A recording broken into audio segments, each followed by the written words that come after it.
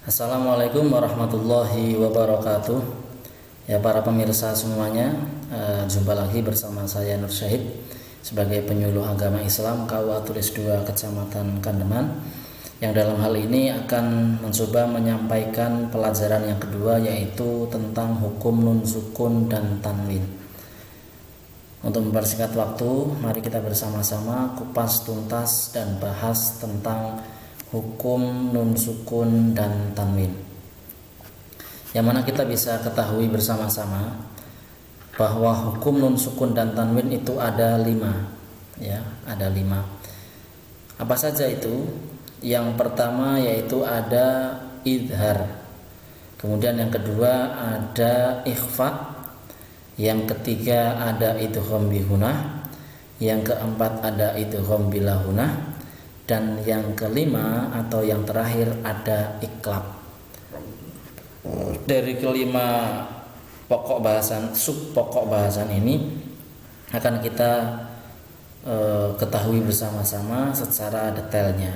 Yang pertama yaitu kita akan belajar atau mengetahui tentang apa itu idhar.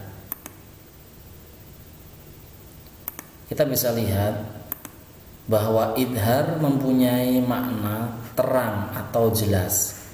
Disebut idhar halqi karena makhraj dari huruf-huruf idhar halqi keluar atau diucapkan dari tenggorokan atau halq. Hukum bacaan ini berlaku jika ada nun sukun atau tanwin yang bertemu dengan salah satu dari huruf idhar. Nah, jadi intinya bacaan idhar itu jika ada nun sukun atau tanwin bertemu dengan huruf dari idhar itu, ya, atau huruf tenggorokan, huruf khalq, nah itu berarti bacaannya bacaan idhar. Nah, hurufnya ada berapa, apa saja kita bisa lihat. Hurufnya yaitu ada alif atau hamzah, ha, ain, ghin, ha, kha. Nah, kita kasih contoh.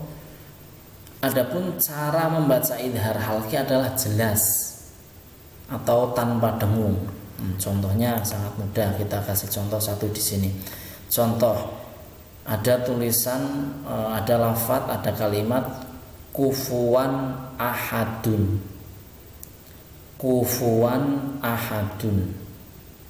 Mana bacaan idharnya? Di sini ada, kita bisa lihat bareng-bareng, ada tanwin fathah, tanwin bertemu dengan hurufnya idhar yaitu berupa alif. Maka cara membacanya tidak bisa kufuwan ahad, tapi harus jelas kufuwan ahadun. Itulah yang dinamakan dengan bacaan idhar, jelas cara membacanya. Begitu juga ketika ada tanwin atau nun sukun, tanwinnya bisa tanwin dhammah, tanwin kasroh, tanwin fathah, pokoknya ketemu dengan huruf idhar yang jumlahnya ada 6, alif, ha, ain, ghin, ha, kha, maka cara membacanya adalah jelas, tidak boleh dibaca dengung. Bisa dimengerti ya. Terus selanjutnya setelah idhar ada yang namanya bacaan ikhfa. Mahwal ikhfa. Ikhfa itu apa? What the meaning of ikhfa? Ikhfa secara bahasa berarti samar. Itu secara bahasa. Tapi secara definitif dalam ilmu tajwid, bila mana atau jika ada nun sukun atau tanwin bertemu dengan salah satu huruf ikhfa, maka harus dibaca samar. Sedangkan huruf ikhfa itu ada 15. Ini bisa dilihat ya. Ta, sa, dal, dal, zi, za, za, sin, shin, shad, dot, ta, dha, fa, qaf, kaf. Nah, semua jika ketemu dengan nun sukun jika bertemu dengan semua huruf ikhfa ini, maka cara membacanya adalah harus samar atau berdengung. Kita lihat contohnya biar mudah. Contohnya lupa berarti. Kita langsung saja ke idgham bihunah. Idgham bihunah adalah idgham yang dibaca secara dengung atau hunah. Jadi maksudnya adalah bila mana ada nun sukun atau tanwin bertemu dengan huruf hijaiyah yang 4 ini. Apa saja itu? Ya, nun, mim, wawu. Itu namanya idgham bi gunnah. Ini cara membaca ikhfa hakikinya ada di sini. Cara membaca ikhfa hakiki dari dalam rongga hidung sampai dengan terlihat samar, atau bisa juga menjadi suara eng. Jadi suara nun sukunnya itu menjadi eng. Contoh ini ada nun sukun bertemu dengan dal yang merupakan huruf ikhfa. Maka membacanya tidak min tapi menjadi min dunihima. Seperti itu. Itu namanya bacaan ikhfa. Terus kita bisa lihat ini adalah contoh dari bacaan idgham bi gunnah.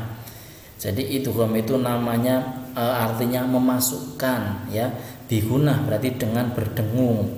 Nah, ini ada tanwin di sini, tanwin kasroh bertemu dengan wawu yang merupakan huruf dari idgham bi gunnah. Maka cara bacanya adalah dimasukkan dan didengungkan. Contohnya lahabi watab. Jadi biunya harus berdengung atau lama lah cara gampang. Jadi tidak bisa lahabi watab, itu tidak harus berdengung karena idghamnya idgham bi gunnah.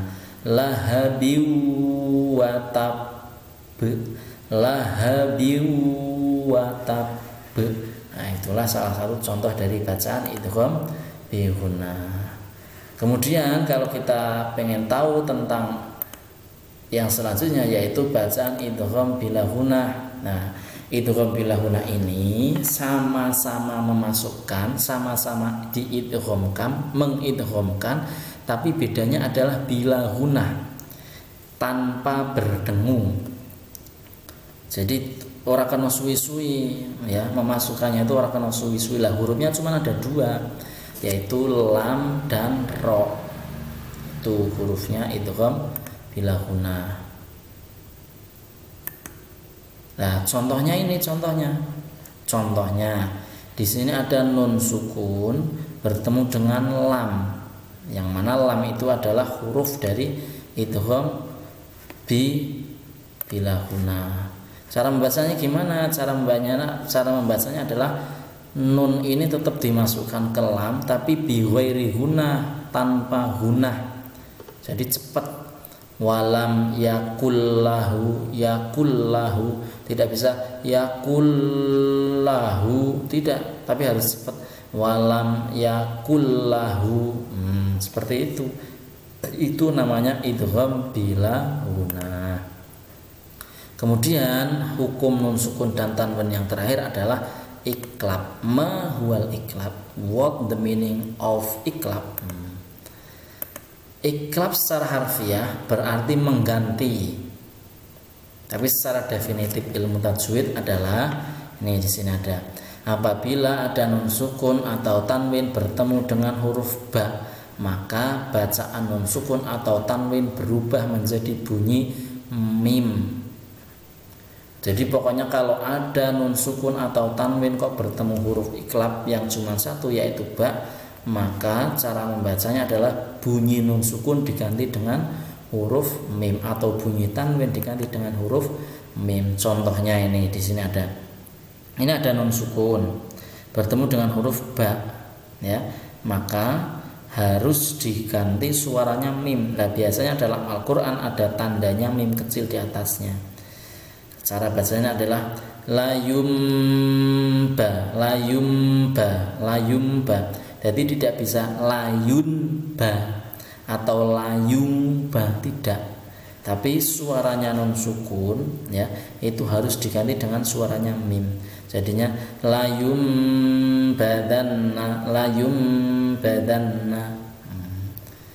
Maka kesimpulannya pelajaran kita kali ini adalah bahwa hukum nun sukun dan tanwin itu ada 5. Yang pertama tadi idhar, jelas. Yang kedua yaitu ikhfa, samar. Yang ketiga yaitu idgham bi gunnah. Yang keempat yaitu idgham bila gunnah. Dan yang kelima yaitu adalah iklab. Oke, cukup sekian dari saya yang bisa saya sampaikan. Mohon maaf atas segala kekurangan. Wallahul muwaffiq ila aqwamit thoriq. Assalamualaikum warahmatullahi wabarakatuh.